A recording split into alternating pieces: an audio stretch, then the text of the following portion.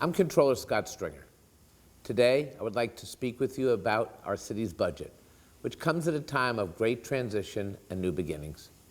Mayor de Blasio's preliminary FY 2015 budget strikes a prudent balance between funding vital programs while putting aside money for future needs.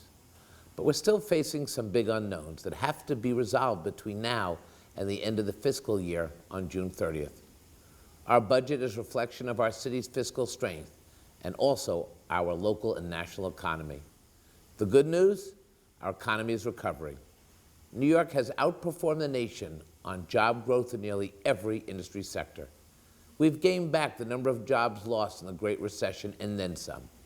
Private sector jobs have grown by over 6% since the pre-recession peak, and we are gaining in professional and business services, up 4.7%.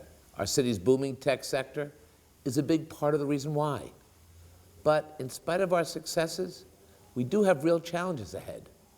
Construction and manufacturing jobs continue to decline. And while the unemployment rate in New York City is also declining, it hasn't fallen as fast or as far as the national unemployment rate. The reality is, many folks outside of New York have given up looking for a job and aren't among the unemployed counted in these statistics. Meanwhile, New Yorkers continue to look for work, which can lead to our employment rate seeming higher than the national average. The more jobs we create in the city, the better off we will be. Now, I'd like to talk about some of the issues facing our city in FY 2015 and how they relate to our economy. The mayor released the budget this month, and I believe put together a strong presentation with both revenues and cuts. This year's budget was unusual because most of the cuts that make up the springtime budget dance were restored during the prior administration. With no gap to close, the new administration had more opportunity than usual to set aside new revenue.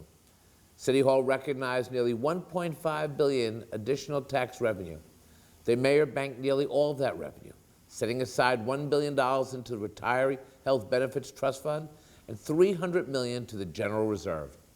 I applaud the mayor for making this prudent decision. I also applaud the mayor's decision to commit $530 million to the expansion of universal pre-K and after-school programs. The plan assumes that Albany will authorize an income tax increase on those making over $500,000 a year, providing stable, reliable funding stream we need. But if Albany fails to deliver, the state will need to find a dedicated source of revenue to pay for this important priority. Additionally, the administration launched important new policy initiatives like the municipal ID, relieving NYCHA of the burden of paying for their own police protection, a cap on rental costs for New Yorkers living with HIV and AIDS in city housing. Finally, I want to discuss our city's 152 outstanding labor contracts, which I believe is the real Achilles heel of this 2015 budget. This graph illustrates the complexity of the expired labor contracts and represents the relative size of the labor contracts laid out on a timeline of when they expired. Retroactive pay for workers who have been without a contract is a large budget issue. Retroactive salary must be funded in the fiscal year in which the contract is settled. If there are obligations to be paid for this year, it immediately affects the budget of next year. It is certainly a complex and daunting task to navigate through this landscape. Luckily, we have leadership on both sides of the table committed to swift and fair resolution. It is critical that we resolve these contracts by June 30th to maintain the fiscal strength of our city.